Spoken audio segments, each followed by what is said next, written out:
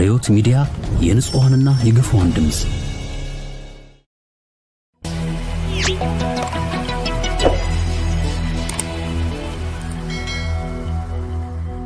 ምንድነው አሁን ያለው ሁኔታ? ባለፈው ከተነጋገርን ወዲህ ያሉትን ነገሮች እስቲ አጠር አድርገን እንዳሰው በቃሉ ምንድነው የሆነው? አመሰግናለሁ ቴዲ። ባለፈው ያነሳናቸው አንዳንድ ነጥቦች ነበሩ ያለው ሁኔታና ሊከሰት የሚችለው ነገር ምንድነው በሚል ያነሳናቸው ጉዳዮች ነበሩ። እንግዲህ ከ66ቱ የጀነራሎች ሹመት ማግስት ነው ይሄ ነገር የተከሰተው። 66 አዳዲስ ጀነራሎች ተሹመዋል የሚለው የአየሩን በያዘበት ሰዓት በዛው ቀን በነጋታው እኒሁ ምክትል ኢታማዦር ሹም ናቸው የተባሉት ጀነራል አበባው ወደ ደብረ ብርሃን ሄዱ።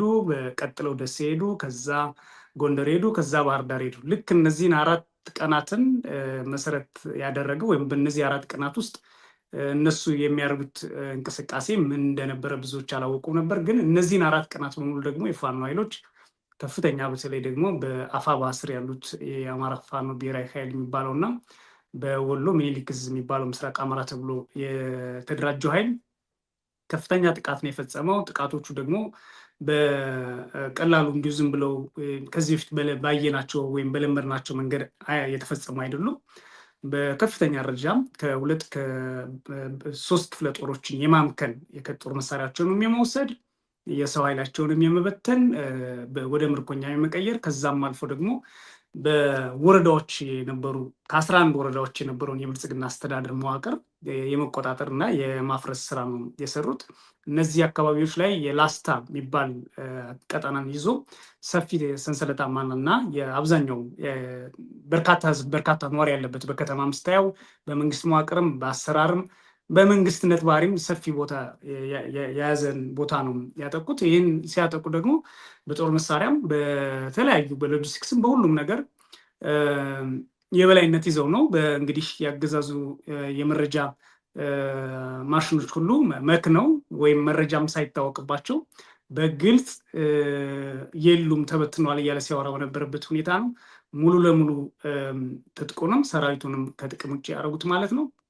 በዚህ ውጊያ በነገር ላይ በጣም ከባድ ውጊያ ነው እየተደረገ ያለው። ዛሬን ጨምሮ ውጊያው አለ፣ ዙሪያውን አለ። ከ11 በላይ የድሮን ጥቃቶች ተፈጽመዋል። በዚህም አንድ ጤና ጣቢያ ላይ ልጃቸው የሚያስተምሙ እናትና አባት ተገድለዋል። 2 ነርሶችም ቆስለዋል። ሌሎች አካባቢዎችም የተጣሉ አሉ። እንደዚሁም በትክክል እስካሁን ድረስ ማረጋገጥ አልተቻለም እንጂ የተለያዩ ድምፆች ከዚህ በፊት የድሮን ናቸው ተብሎ ማይገመቱ ምናልባትም ሶሳይድ የሆኑ ድሮኖች ተጠቅሟል ተብሎ የሚገመቱ አዳዲስ የጦር መሳሪያዎችን ጭምር ተጠቅሟል። ጄቶች በስፋት ነው ውጊያው ላይ የተሳተፉት። ይህ ሁሉ ሆኖ ግን የፋኖ ኃይሎች ባሉበት ነው ያሉት። ለምሳሌ ራሳቸውም እንደገለጹት ደሴ ዙሪያ 7 ቀበሌዎች እንደያዙ ናቸው። አሁንም አልወጡም። ዛሬም የደሴ የብልጽግና ከንቲባ የሃይማኖት አባቶችና ሽማግሌዎችን ባለሀብቶች ሰብስቦ ተከበናል፣ ስለዚህ መዋጋት አለብን፣ ወደ ግንባር ጭምር ሄዳችሁ ቅስቀሳ ታደርጋላችሁ የሚል የሃይማኖት አባቶች ሽማግሌዎችንም በደሴ ከተማ አዳራሽ ውይይት አድርጓል። ወልዲያ እንደሚታወቀው 5 አካባቢ በሮች አሉት ነው የሚባለው። ከ5ቱ በሮች 4ቱ በዋናነት በፋኖ ኃይሎች እንደተያዙ ናቸው። አሁን ወደ አፋር ጭፍራ የሚያስወጣው በር ብቻ ነው የሚመላለስበት። ይህም ሆኖ ከፍተኛ የሰራዊት ሜካናይዝድ ኃይሉን ከአፋር አንቀሳቅሶ ወልዲያ ከተማ ውስጥ አስገብቷል። ብረት ለበስ ተሽከርካሪዎች፣ ታንኮች ዛሬ በከተማ ሲንቀሳቀሱ እንደነበረ ከነዋሪዎች እኛም ሰምተናል። እና ውጊያውን ደግሞ ለጊዜው ጋብ ብሏል። አንዳንድ መረጃዎች እንደሚያሳዩት በተለይ የደሴ ዙሪያና ሌሎች አካባቢዎች ላይ ያለው ውጊያ የተንቀሳቀሰው በአካባቢው ከፍተኛ የቱሪዝም ምንጭ የሆነ ልክ አክሱም ጽዮን እንደሚካሄደው ሁሉ በተለያዩ ሁኔታዎች ውስጥ ሆኖ ደግሞ የሃይማኖት በዓል አለ አሁን በ21 የሚከበር የግሸን በዓል ማለት ነው። ለዛ ብለው ነው የፋኖ ኃይሎች ውጊያውን የቀነሱት የሚል አለ። በእነሱ በኩል የመጣ መረጃ ነው። በእርግጥም ስናየውም ደግሞ ያንን ነው። ነገርን ከያዙባቸው ቦታዎች አሉ። ሌላ በእነዚህ አካባቢዎች ዛሬ ሲያደርጉ የነበሯቸውን እያየው ነበረ። በማህበራዊ ሚዲያም በመግለጫቸው የሚያወጧቸው በከተሞች በያዟቸው ከተሞች በያዟቸው የወረዳ አስተዳደሮች በመንግስት በነበሩት ላይ ህዝቡን ወጣቱን እያወያዩ ነው ያሉት። አስተዳደር እየመሰረቱ ነው ያሉት። አላማቸውን ማሳካት የሚያስችል የአንድ ቀን ውይይት አድርገዋል። ከዛም ያለፈ ምን ያህል ጊዜ ይዘው ሊያቆያቸው እንደሚችሉ አስተማማኝ ኃይል እንዳላቸው ሲናገሩ ተሰምቷል። ከዚህ ጋር ተያይዞ ንግግሮቻቸውን የቀየሩ የብልጽግናን እኛ ባለፈው ያነሳ ነው የብልጽግና ኃይል የተከበበ ነው የሚመስለው የሚለውን ነጥቦችን ገጣጥመን እንዳነሳ ነው የዚሁ የአፋባ ማዕከላዊ ኮማንድ አባል የሆነው ጀነራል ተፈራ ማሞ በዚህ ጉዳይ ላይ የሰጠው አስተያየት አለ። ማንኛውም ሰራዊት ወደ ኤርትራ የሚወጣ ወደ የትም ቦታ ይወጣ መተን ነው ሁሉም ቦታ ላይ ገብቷል፣ እንመጣዋለን፣ ትጥቁን ነጥቀን መተን ነው የምናስወጣው የሚል ነው። ከዛም ባለፈው ወደ ኤርትራም ወደ ትግራይ የሚደረግ ዘመቻ ካለ ከኋላ ነው የምንከመርበት የሚል ወታደራዊ ቋንቋም ተጠቅሟል። ግን ይሄን ተከቧል፣ ከበን ያስቀምጥ ነው፣ በሁሉም ቦታ ውስጥ ሰርጎ ገብቷል፣ ከበን ያስቀምጥ ነው የሚለው ወታደራዊ ቋንቋ ስለሆነ በራሳቸው ስርዓትም የሚያውቁት ስለሆነ ይህ ያለም በብልጽግና በኩል እየሆነ ያለው ነገር ማመን አልቻሉም። ድንገት በእንቅልፉ ላይ በተኛ ሰው በጥፊ ስትመታው ወይም ውሃ ስትለቅበት አይነት ነገር ነው ያጋጠማቸው። 3ቱን ቀን ምንም ማለት ራሱ አልቻሉም። ማስተባበልም አልቻሉም፣ ማጣጣልም አልቻሉም። እነ ዳንኤል ክብረትም ሌሎችም ራሽያ ነበሩ። በጣም ጸጥ ያለ እና ግራ የተጋቡ ነገር ነው እና ሁሉም ሰው በከፍተኛ ደረጃ በብልጽግና የደነገጠበት ነው። ልክ እነሱ ከዛ ሲመለሱ ግን ያሉት ምንድነው ሻዕቢያና ህወሓት ደስ የመጣው እና ወልድ ያመጣው መቱን የሚል ነው የተጠቀሙት። ግን በምናየው በኃይል አሰላልፍ በአጠቃላይ የፋኖ ኃይል በቀጠናው የበላይነት ይዟል። ዛሬም ከአንዱ ከኮማንድ ፖስቱ አባል አስረስ ማረ በጎጃም ቀጠና ከሚንቀሳቀሱት ቴዎድሮስ አመራር ከሆኑት ጋር ባደረኩትን ቃለ መጠይቅ በሌሎችም አካባቢ ከዚህ የተሻለ የማጥቃት ዝግጅት አለን የሚል ነው በግልጽ ያስቀመጠው። እነዚህም ኃይሎች ጋር ሻዕቢያና ህወሓት ከተባሉት ጋራም ግንኙነቶች ወይም በዛ ጦርነት ውስጥ ተሳትፈዋል ወይ የሚል ግልጽ ጥያቄ አቅርቤ ያለው። በዛ ጦርነት አልተሳተፉም። ነገር ግን እንዲሳተፉ ይህን አገዛዝ እንዲጥሉ አብረው እንዲታገሉ በደስታ ነው የምንፈልገው የምንጠይቀው፣ ነውር አይደለም የሚል ግልጽ የሆነ መልስ ሰጥቷል። በአጠቃላይ ስናየው ይሄ በአማራ ክልል ያለው ነው። በነገር ላይ ይሄ አሁን የወሎ ጎልቶ ወጣ እንጂ ሌሎች አካባቢዎች አሉ ዝም ብሎ በመደበኛ የማጥቃት ሬሽን የሚወስደውን አንዳንድ ቦታዎችን ማስለቀቅ የሚከተሉት የራሳቸው መጠዝጠዝ የሚሉት መርህ አላቸው። ባለበት አርፎ እንዳይቀመጥ መጠዝጠዝ፣ ሁልጊዜም እረፍት መንሳት፣ 5 ሰው 6 ሰው 20 ሰው 30 ሰው ይቀንሱበታል በየቀኑ። ልክ እንደዚህኛው 1000 ምናምን ሰው 2 ክፍለ ጦር 3 ክፍለ ጦር ባያጠቁም በየጊዜው አሉ እና በዚህ በጎንደር ቀጠና አለ። በሸዋ ቀጠና እንዲያውም ከዛ የዘለለ ሳሲት የሚባለውን ሙሉ ከተማና ወረዳ በአፋር የሚባለው በእነ እስክንድርና በእነ መከታው የሚመራው ኃይል ደግሞ በአንጻሩ ከፍተኛ ጥቃት ፈጽሞ አስለቅቋል። እዛ ላይ የነበረው ነገር ላይ የሸዋ ቀጠና ላይ የኮማንዶና አየር ወለድ ክፍለ ጦር ነው የተደመሰሰው።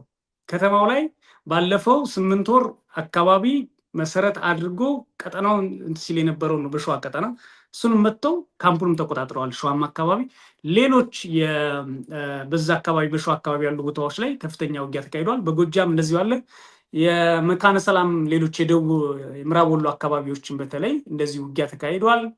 የተቆጣጠሯቸው ወረዳዎች በአብዛኛው በዚሁ በወሎ ቀጠና ከ11 በላይ ወረዳዎች ነው የሚለው። እንግዲህ መርሳ ዛሬ ምሳሌ ህዝባዊ ውይይት ሲያደርጉ ነበር። መርሳ ትልቅ ከተማ ነው፣ እንደተቆጣጠሩት ነው ያሉት። የተለያዩ አካባቢዎች ተቆጣጥረዋል። ስታየው በኃይል ስለሌለው አገዛዙ ወይም ብልጽግና የጦር ሰራዊት ስለሌለው የጦር መሳሪያ ስለሌለው አይደለም ይሄ የሆነው። ረጅም ጊዜ ይዟቸው የነበሩ አካባቢዎችን ነው አዲስ የኃይል አሰላለፍ ሳይሆን የነበረውን ኃይላቸውን ቆጥበው አቅደው በአዲስ እቅድ በአዲስ ስልት ከፍተኛ ጥቃት ፈጽመዋል። ምንም ጥርጥር የለውም እነሱ ባያምኑ።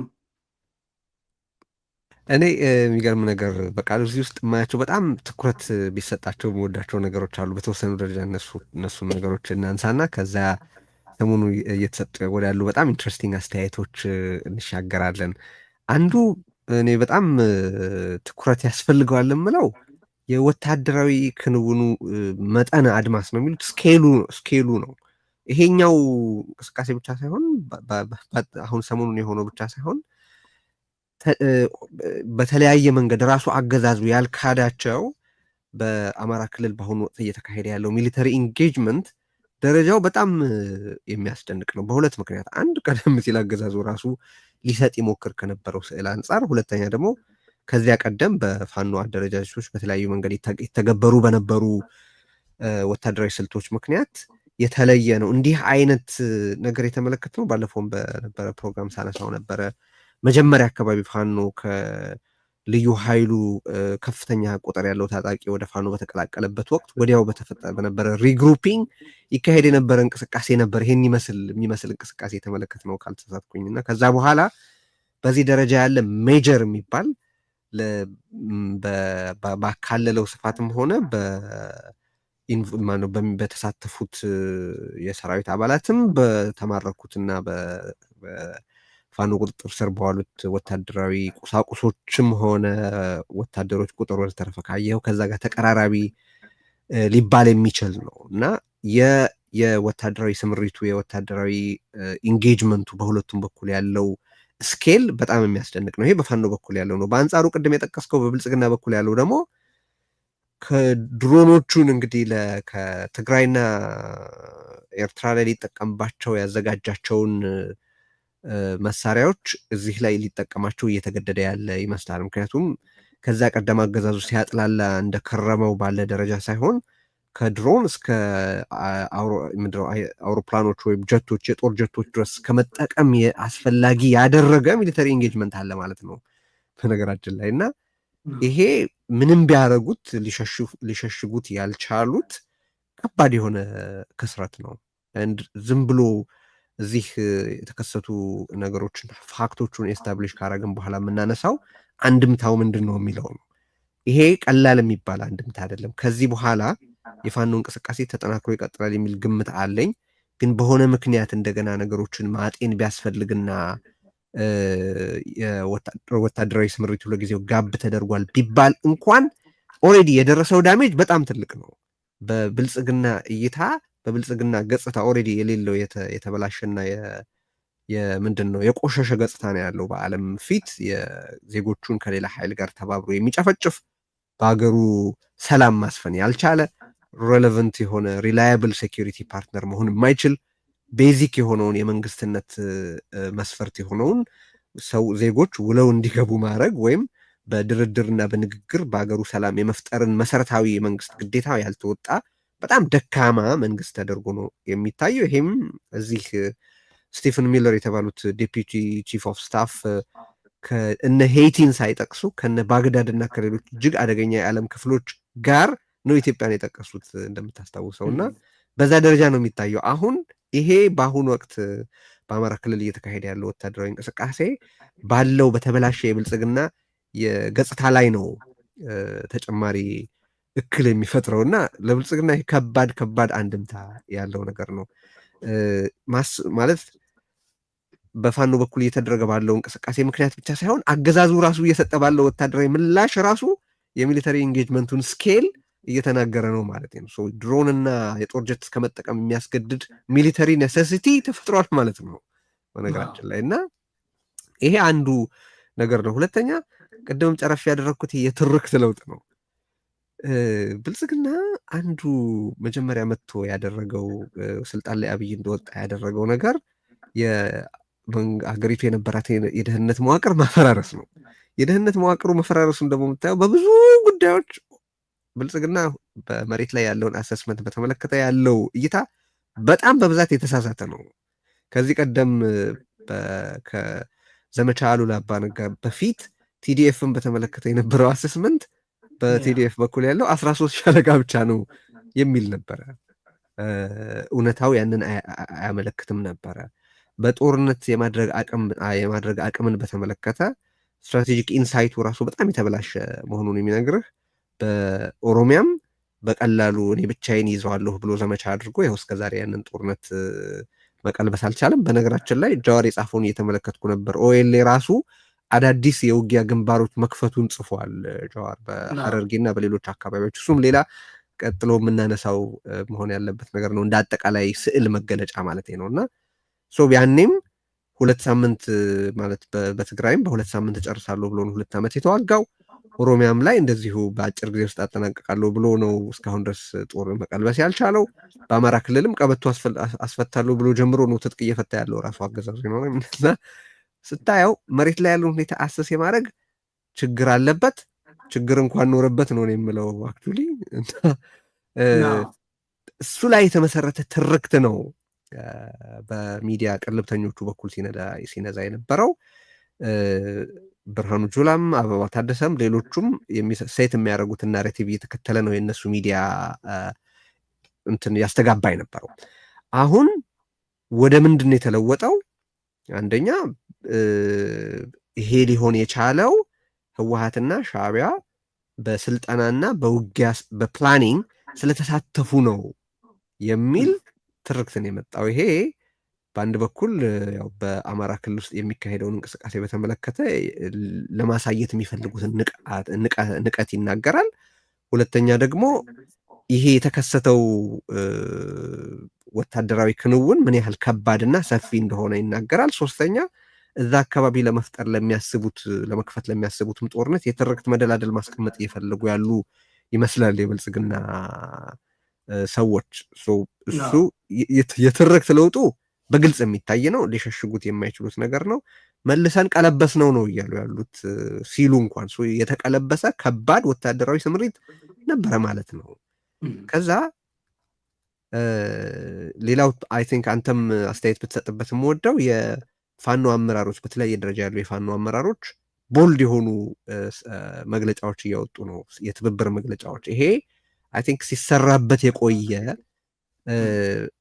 በኢትዮጵያ ውስጥ የተለያዩ ኃይላት መናበባቸውና ጸረ አገዛዝ መተባበራቸው የህልውና ትግሉን ከግብ ለማድረስ ጸረ አገዛዝ መተባበራቸው ምንም ነውርነት የለውም፣ እንደውም በጣም አስፈላጊ ነገር ነው ተብሎ በተለያየ መንገድ ስንሰራበት የቆየ ነው ነገር ነው። ታቡ ነበረ ከሆነ ጊዜ በኩል ይሄንን ማለት በነገራችን ላይ ያ ነውር ተደርጎ መታየቱ ቆሞ ሁሉም በጋራና በተናጠል ከአገዛዙ የሚመጣ የህልውና አደጋ እንዳለበት ግንዛቤ እንዲፈጠር ብዙ እንቅስቃሴ ሲደረግ ስናደርግ ቆይተናል። አሁን በጀነራል ተፈራ ማሞም የተነገረው ነገር በጣም አይስ ብሬኪንግ የሚባል ነው። በነገራችን ላይ ግልጽ ነው። በቃ አንድ መሪ ይሄንን እናደርጋለን ብሎ ሲል በህብረተሰቡ መካከል የሚፈጥረውን ነገር ማሰብ ትችላለህ። ሁለተኛ ከእናንተም ጋር ከኢትዮ ኒውስ ጋር አስረስ ማረ ባደረገውም ቃለ ምልልስ ቢተባበሩን እንወዳለን፣ በአሁኑ ጦርነት ውስጥ አልተሳተፉም፣ ግን ቢተባበሩ እንወዳለን የሚል ጥሪ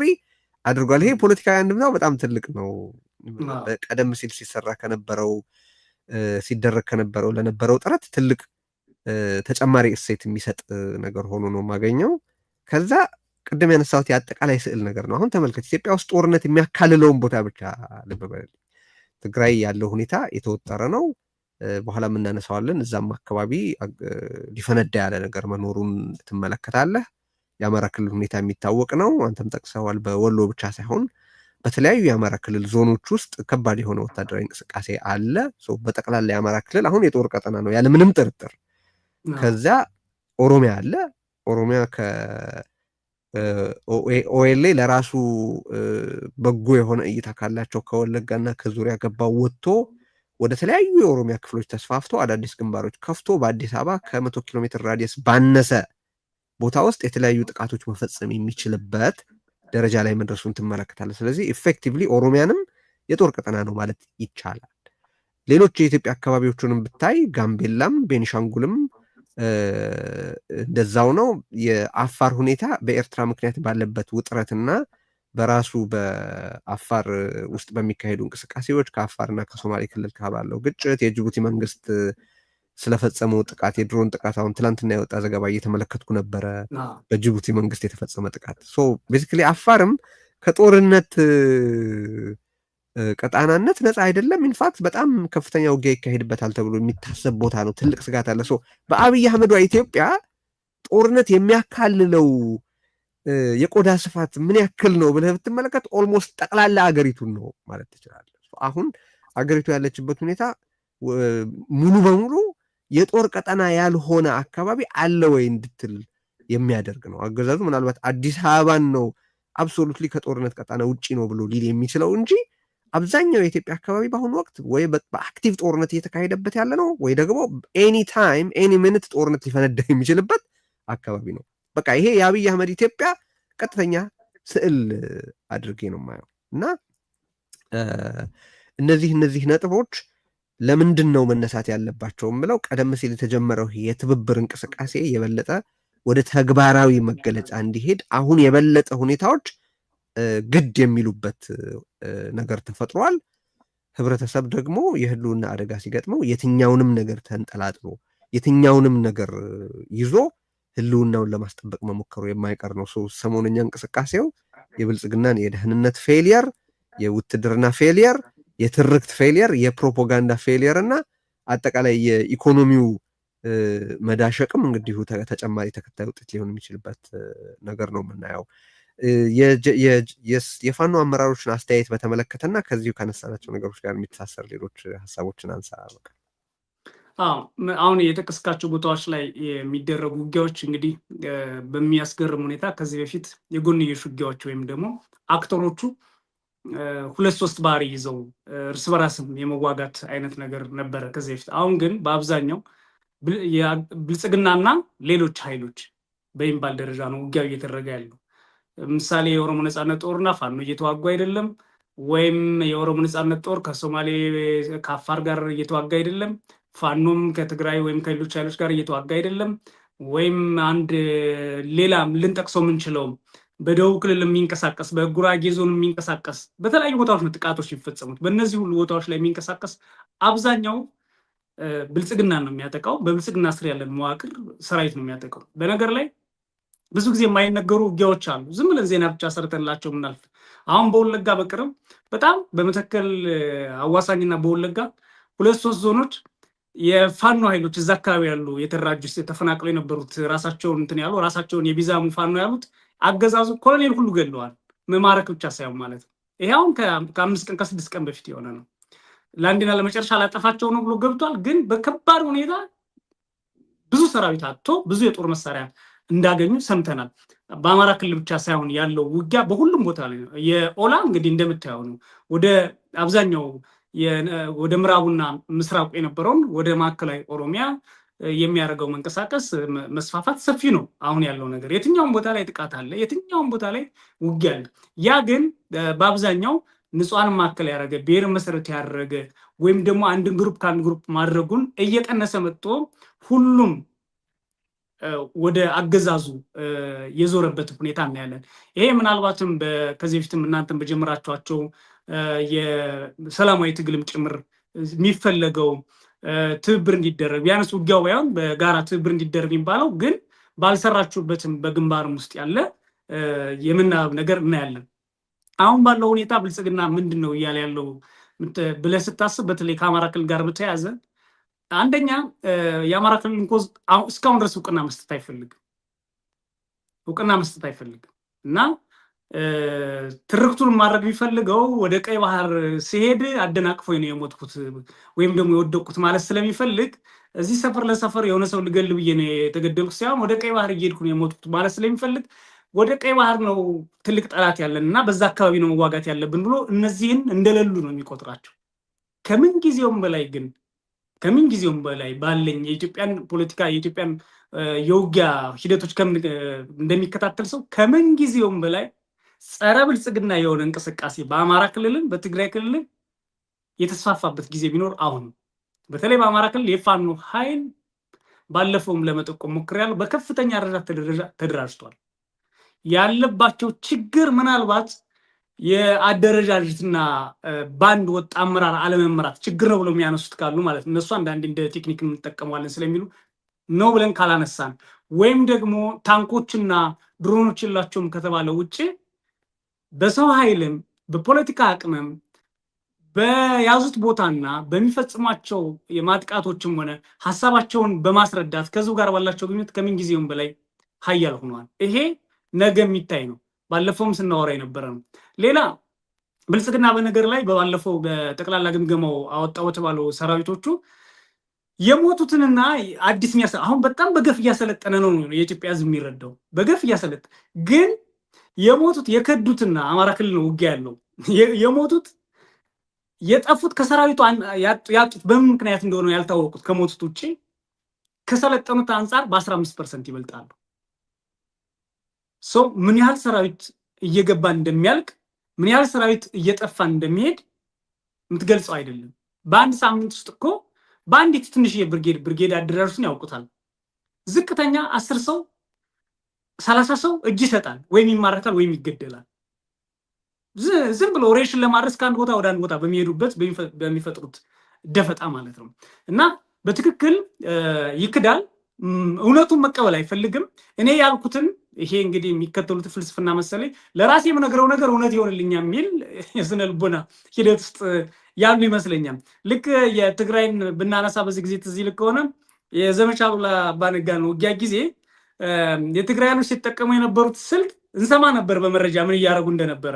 ብልጽግና ግን 13 ሻለቃ ግን የ13 ሻለቃ ያለው ኃይል ስንት ክፍለ ጦር እንደማረካ ይታል። በ3 ቀን ውጊያ ስንት ክፍለ ጦር። አሁንም በአማራ ክልል ይህንን እያሉ ያሉት እየወጓቸው ያሉት የፋኖ ኃይሎች በግልጽ ጀነራል ተፈራ ማሞ እንደተናገረው ማንኛውንም ኃይል ከበነዋል የሚል ውስጥ ነው ያሉት። በቃ ይሄ ማለት ወይ በአይዲያ ያውቁታል፣ ወይ በስለላ ያውቁታል፣ የትጥቁም ብዛት ያውቁታል፣ የሳይሉም ብዛት ያውቁታል፣ የተቀመጠበትን።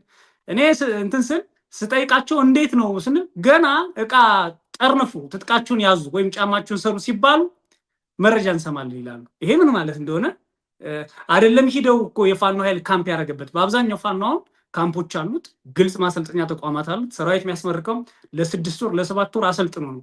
የፖለቲካ ማዕከሎች አሉት። የፖለቲካ ካድሬዎችን ያሰለጥን ያስመርቃል። ወታደራዊ ፖለቲክስን የሚያሰለጥኑትንም ያስመርቃል። ምሳሌ በጎጃም ሶማ የሚባል አላቸው፣ በወሎ እንደዚሁ ተመሳሳይ አላቸው፣ በሸዋም አላቸው። እነዚህ ሁሉ ግን ሲያደርጉ ነፃ ቀጠና ፈጥረው ነው። ነፃ ቀጠና ከመፍጠራቸውን በላይ ደግሞ 6 ወር 7 ወር አካላዊም ፖለቲካዊም ስልጠና ሰጥተው በአደባባይ ያስመርቃሉ። እነዚህም ሁሉ ሲያደርጉ ብልጽግና የሉም ነው የሚለው። ይሄ እንዲያው ካለማወቅ ብቻ ነው ብለህ ልትወም ይችላል። የሚከተሉት ፍልስፍና የክህደት መሆኑ የምታየው ለዛ ነው። ችግር የለም በቃ ዝም ብለህ ምንድነው አንዳንድ ፓስተር ነው የሚሉ ሰዎች እንደሚያደርጉት ማለት ነው እመን እንጂ ይገባላን አካውንት ላይ እና የሚራክል አይነት ነገር ነው ብሎ እንደሚያስቡት አሁን እነሱ እየተዋጉ ያሉት ደሴ ላይ ሻዕቢያ መጥቶ ቲዲኤፍ መጥቶ ወጋን አሉ።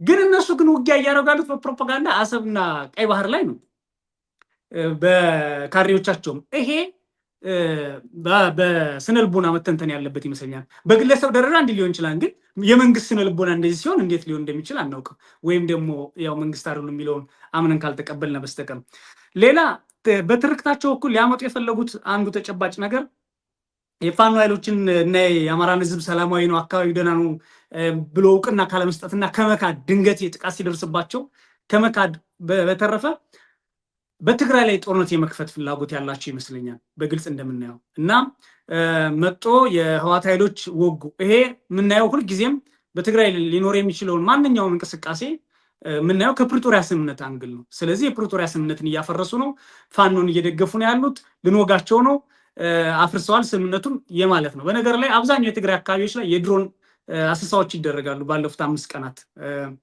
እኛም በመረጃችንም እንትን ባልነው በተለይ ይሄ ምዕራብ ትግራይን ጨምሮ መቀለን ጨምሮ እንደዚሁም ደግሞ በታች በአብዛኛው ቦታዎች ላይ ያደርጋሉ። ደቡባዊ ትግራይ ማለት ነው።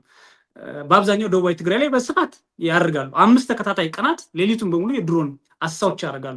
ይሄ ለውጊያ እየተዘጋጁ ነው። እንቅስቃሴ ምን አለ የት ቦታ ነው ስብስብ ኃይል ያለው ብሎ ለመምታት ነው። በትናንትናው ዕለታም እንደሰማነው ዋጃ ላይ የመከላከያ ሰራዊቱ ወጥቷል። ያንን ቦታ ቲዲኤፍ እንደያዙ ሰምተናል። ወጥቶ ወደ አማራ ክልል የመጣው በውስጥ ደግሞ ለትእዛዝ የተሰጣቸው በዚህ በትግራይ ክልል አዋሳኝ አካባቢዎች ባሉ መከላከያ ሰራዊትና የፌዴራል ፖሊስ የተሰጣቸው በተለይም ደግሞ ከፕሪቶሪያ ስምምነት በኋላ አወዛጋቢ ተብሎ በተሰየሙት ቦታዎች ላይ በገባው ኃይል ላይ ድንገት ሊያጠቃቸው ቲዲኤፍ ስለሚችል ዝግጁ ነው ተብሎ ተነግሯቸዋል። ድጋሜ ደግሞ ተኝተን ተጠቃን እንዳይሉ ይህንም ማለታቸው በጎ ነው። ግን እየወጡ ነው ያሉት፣ እየሸሹ ነው ያሉት። በአንጻሩ ደግሞ የራሳቸው ፖለቲካል ኮዝ ያላቸውና ምንም ቢሆን ምክንያት አለን ብለው የሚያስቡ የሰላም ኃይልን የሚሉ የትግራይ ኃይሎችን ደግሞ እያስታጠቁ እየደገፉ ነው ያሉት። አንዳንዶቹ እንዲያውም መኪና ተሰጧቸው የሞቱ አሉ። ወደዚህ ወደ ማይጸብሪ አካባቢ ይንቀሳቀሱ የነበሩት 3 አመራሮች የብልጽግና መኪና ተሰጧቸው ተገልብጠው ሞተዋል። ዜና ብዙ አልተነገረም። ከትግራይ ሰራዊት ወጥተው የሄዱ አመራሮች ቴክኒካሊ ስናየው ምናልባትም የታሰበበት ግድያም ሊሆን ይችላል። የምናውቀው ነገር የለም። ከነሱ አንዱ አመራሩ በህይወት የተረፈው ዛሬ ወደ ቲዲኤፍ እንደገባ ሰምተናል። ጠቅላላ ሁኔታውን ስናየው በትግራይ ላይ ከበባ ሲፈጥሩ ነው የቆዩት። አማራ ክልልን ኦልሬዲ ወግተው አውድመው ትምህርት ቤቱን አፍርሰው በቃ ከዚህ በኋላ የሚኒሻ ስራ ነው ብርሃኑ ጁላም ሲል እንደነበረው ጫካ ለጫካ ከዚህ በኋላ መከላከያ አይዞርም ሲል ስለነበረ ያን ብለው አስበው ወደዛ የመሄድ ድሮኖቻቸውንም ቴክኖሎጂያቸውንም ብዙውን ነገር ወደዛ የማንቀሳቀስ ነበር። ይህም ሆኖ ግን በአማራ ክልል ዛሬ አዳዲስ ኃይል የማስገባት አለ። ምሳሌ በዛሬው ዕለት አስረስ በእኛ ሚዲያ እንደገለጸው ከጋምቤላ እና ከወለጋ አካባቢ የነበረ 6ኛ ክፍለ ጦር ዛሬ ወደ ጎጃም ቀጠና እየገባ ነው ያለው። አፋር አካባቢ የነበረው ሜካናይዝድ ኃይል ወልዲያ ገብቷል። ወልዲያ ያለው ጉዳይ በጣም ከባድ ነው። በጣም ከፍተኛ ኃይል አስገብቷል። ጀነራል አበባውም ወደዛ ወደ አፋር ጭፍራ ሂዶ ገብቷል። በጣም ብዙ ኃይል አስገብቷል። ግን ደግሞ ተከበዋል። እርግጠኛ ሆነው እንደሚያመልጡ እንደሚድኑ ማወቅ አልቻሉም። አንደኛ የፋኖ ኃይሎች የድሮን ፍሬንድሊ የሚባለውንና በራሳቸው ቀጠናም ስለሆነ ተበትነው ነው የሚሄዱት። መስመር መስራት አይጠበቅባቸውም። በመኪና እንቅስቃሴ ማድረግ አይጠበቅባቸውም። በቀጠናቸው ስለሆነ የኋላ ደጀን ላይ ሊመታቸው የሚችል ነገር የለም። ከዚህ በፊት በትግራይ ጦርነት ጊዜ የትግራይ ኃይሎች ወደ አማራ ክልል ሲገቡ እና በዛ በሚካሄደው ጦርነት በስፋት ከህዝቡ ጋር የጠላትነት መንፈስ ስለነበረ ወይ መስመር ሰርተው ነው የሚሄዱት፣ ወይ ተሰብስበው ነው የሚሄዱት፣ ወይ መኪና ነው። ያለ ድሮን በጣም አመቺ ነበረ ለብልጽግና ለመጨፍጨፍ፣ ንጹሃንም ለመግደል። አሁን የሚያደርገው ዝም ብሎ ጤና ጣቢያውን ትምህርት ቤቱን ነው የሚመታው። ምክንያቱም እንደሚባለው የድሮን እና ሳይንሱ እንደሚያስረዳው ስብስብ ነገር ይፈልጋል ለመምታት። ይሄን ማድረግ አልቻለም። ወልዲያ ላይ ያለው ጉዳይ ይሄ ነው። በደሴ ዙሪያም ያለው በተመሳይ ትርክታቸውን እንዲቀይሩ ያደርጋቸው ነው። ተከበናል አላ ምሳሌ የደሴ ከንቲባ ባለፈው 1 ወር 2 ወር ደሴ ካሜራ ተተከለላት፣ ኮሪደር ልማት ተሰራላት፣ ሁለተኛ መናገሻ ልትሆን ነው፣ ወደ ቀዳማዊ ኃይለ ሥላሴ ዘመን ልትቀየር ነው። ይሄ ደግሞ የሆነው በብልጽግና ዘመን ነው። ኢቭን ሰላማዊ ሰልፎች ጭምር ግዛንም ማረም ብዙ አይነት የብልጽግና የፖሊሲ ማስፈጸሚያ ማዕከል ነው የነበረው እና ሰራዊቱ በስፋት በቃ አካባቢው ላይ ልማት እያለማው ነው፣ እርሻ ላርስ ነው አይነት የሰላማዊ ሀገር በልማት ስራዎች ሰራዊት እየተሳተፉ ነው አይነት ፕሮፓጋንዳ ሲነዛበት የነበረ ነው። መጥተዋል። መምታት ብቻ ሳይሆን ሀይቅ ከተማን ይዘዋል። በሀይቅና በደሴ መሃል ያለውን ተመልካቾቻችን ያውቁታል። ከዛም አይደለም 7 ቀበሌዎች በደሴ ዙሪያ ወረዳ የሚተዳደሩ ቀበሌዎችን ይዘዋል እና ገዥ ቦታ ይዘናል ነው የሚሉት። ይህን ሁሉ ስታየው ትርክታቸው አሁን መቀየር ያልፈለጉት የደነገጡበት ኦኬ እነሱ በሐሳብ የነበሩት በ2018 የውጊያ ዘመን ነው እንደሚባለው የምርት ዘመን ነው። ዘፈኖቻችሁ ሁሉ እኮ የሰላም ዘመን ነው። መንግስታትም ታዋቂ ሰዎችም የሃይማኖት አባቶችም ሰላም ዘመን ይሆናል ነው ሲተነተንም በሃይማኖት አባቶችም ማቴዎስ ምናምን የሚባለው ሁሉ ከዛ አንፃር ነበር። ግን ብርሃኑ ጁላ መጥተው እንዳሉ የተሻለ የውጊያ ዘመን ነው ብሎ እንደገለጸው እየተዋጉ የነበሩት በሐሳብ ቀይ ባህር ላይ ነው። ኦልሬዲ አፋር ላይ ቁጭ ብለዋል። እዛ አካባቢ ያለውን እንወጋለን ነው። አሁን ግን የፋኖ ኃይሎች የፈጸሙባቸው ነገር እጅግ አስደንግጧቸዋል። በዛ ማመን አልቻሉም። ይሄ ጠቅላላ ስታየው ምንድነው የሚያስረዳው? አገሩ ውስጥ እየተካሄደ ያለው እንዳለምታደርጉ ነው። እኔም አንተም ሌሎችም ሙያችን ስለሆነ እንባለን። ግን ሀገር ውስጥ እየተካሄደ ያለው ግን ኢትዮጵያንን የመፍጀት ፕሮጀክት ነው። እነዚህ ሰዎች ኢትዮጵያንን ይጠላሉ የምንልበት አንዱ ምክንያት ይሄ ነው። ሰው ከሞያሌ እስከ መተማ ድረስ በሁሉም ቦታ ላይ እንዴት እየተዋጋ መንግስት ነኝ ብሎ ለመቀጠል ይሞክራል እንዴ? ሺህ ጊዜ ዲሞክራት ላትሆን ትችላለህ፣ አምባገነን ልትሆን ትችላለህ። በተለያዩ ጊዜያት ፍላጎት ኖሮ ልትጫን ትችላለህ። የግድ አይደለም። ዓለም ላይ ያለው ልምምድ እንደዛ አይደለም። ግን ከሁሉም ህዝብ ጋር አትዋጋም። ሁሉም ዛሬውን የአሜሪካ መንግስት ያወጣው ሪፖርት አይታል። በአገሪቱ ላይ የወጣውን የልማትን ጉዳይ በተመለከተ በአዲስ አበባ ውስጥ እኮ ያለው መንግስት መር ማፈናቀል ነው። ከዚህ በፊት ሲባል ነበር መንግስት መር ወረራ ነው የተካሄደው። ወረራው ደግሞ ምንድነው? ባለሀብቱን ማሳደድ፣ ጭራሽ የውጭ ሀገር ዜጎችን ሀብት ንብረት ሁሉ እስከ መውረስ የደረሰ እና በሙስና የተዘፈቀ የኮሪደር ልማት ነው ያለው የአሜሪካ መንግስት በከፍተኛ ደረጃ ከመንግስት ባለስልጣናት ጋር በተያያዘ እንደ ያደረክ ምንድነው ፍላጎት ስትል መፍጀትን መርህ ያደረገ ነው። ይሄ ነገር እንዳለመታደል ነው። ጦርነት ቢቆም ሰላም ቢሆን ሁሉም ሰው ሊወድ የሚችለው ነው። እኔ በግሌ ይሄን እመኛለሁ። ግን በጥባጭ እያለ ማን ጥሩ ይጠጣል ብለዋል አባቶች። እንዴ ማዕከላዊ መንግስቱ በሁሉም የሀገሪቱ ሀብትና ሪሶርስ ተዝቆ የማያልቀው የሰው ሀብትም ጭምር ላይ ሁልጊዜም በትምህርት ቤቶች በዩኒቨርሲቲዎችን በመዝጋት እድሎችን በማጥበብ ስደተኛና ወታደር ብቻ እንዲሆን ተስፋ የቆረጠ አርቆ ማሰብ የማይችል ትውልድ እንዲሆን እርስ በራሱ የሚዋጋ እንዲሆን ለውጊያ ሲመርጣቸው ደግሞ ከሁሉም በላይ የተሻለ ደሞዝ የመክፈል እና ወታደር ሆነ እርስ በራስ እስክትዋጋ ድረስ ገንዘብ ታገኛለህ። ቢያንስ ሌላ መጥቶ ይገላል፣ ግን ገለህ ለእናትህ 20 እና 30 ሺህ ትሰጣለህ የሚል መርህን ተከትሎ የሚያደርገው ውጊያ ነው። አገሩ በከፍተኛ ደረጃ ነው ያለው። ግን ይሄም ሆኖ ብልጽግና ከምን ጊዜውም በላይ ከዚህ በፊት የአፍሪካን ውጊያ ነው እየተዋጋ ያለው ይል ነበረ ከዚህ በፊት በተደረገው ውጊያ እና ፓን አፍሪካኒስት ሆኖ ማለት ነው። እኔ እኮ የአፍሪካውያን ውጊያ ነው እየተዋጋ ያለሁት፣ ነጮች መጥተዋል፣ ሱዳናውያን አሉ እና ነጭ ፖስታ ወደ ነጭ ቤተመንግስት ነው የሚለው ማለት ነው። እኔ እዛ ላይ የተሰራው የፕሮፓጋንዳ ሁልጊዜም መታያ የሚሆነን እና ለብዙ ሪሰርቾች መነሻ የሚሆን የሚገባው ነው። የአፍሪካውያንን ውጊያ ነው እያደረኩ ያለሁት፣ ወራሪዎችን እየቀለበስኩ ያለሁት በሚል ከአሜሪካ ጋር ውጊያ እያደረገ እንደሆነ ከምዕራባውያን ጋር ውጊያ እያደረገ እንደሆነ ሲቀሰቅስ ነበረ። አሁን በተመሳሳይ እንግዲህ ፋኖች እያደረጉበት ባሉት ጥቃት በሚያደርጉበትም ጥቃት ለወደፊቱም፣ ምክንያቱም የሚገመት ኃይል ገንብተዋል። እኔ ባለፈው 2 ዓመት ያየ ነው አሸናፊነታቸውን እያሳደጉ እንጂ ተሸናፊነታቸውን እያዩ አይደለም።